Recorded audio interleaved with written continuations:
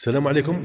أنا السيد أحمد جلطي، مواطن جزائري متزوج وأب لأربعة أبناء، أبلغ من العمر 55 سنة، وأشتغل مستشار في الرياضة بمديرية الشباب والرياضة عين تيموشنت. خوتي والله العيال العظيم ما كانش جزائري داخل الوطن صرا له كما راهي صرا لي أنايا.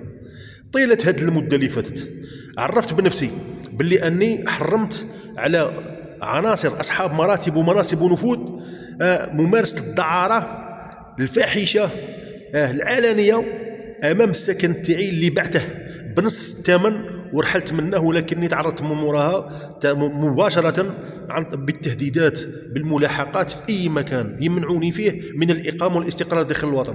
أبلغت نيابات المحاكم والنيابات العامة بعشرات العرائض أو أقول مئات العرائض، رفقة رؤساء الأجهزة الأمنية. كل ما يبدلوا يغيروا رؤساء الأجهزة الأمنية ولا ربما يغيروا نيابات المحاكم والمجالس القضائية، يعني تلقاني عاود القضية تاعي تولي في الصفر.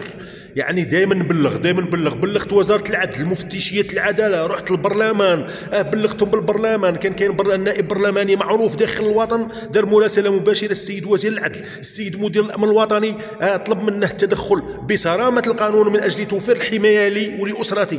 اسرتي رحلتها مباشره مرغما الى دوله تركيا، ما زالت هناك، وانا رجعت هنا لاطلب حقوقي في هذا الوطن اللي ضحى عليه الوالده تاعي القيادي المعروف في جيش التحرير، ووالدتي مجاهده وجدي شهيد. حروا الوطن رفقة إخوانهم الشهداء الله يرحمهم ويوسع عليهم،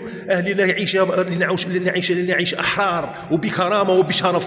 يأتي هؤلاء المجرمين أشباه الرجال من الديوتين أصحاب المراتب والمناصب والنفوذ ويلاحقوني في أي إقامة ويمنعوني من حق الإقامة والاستقرار. أجد نفسي الآن مرميا في بيوت الشباب تابعة لقطاع الشباب والرياضة أين أعمل، وأجد نفسي انظروا سبحان الله، متحمل ليس لي إقامة داخل الوطن.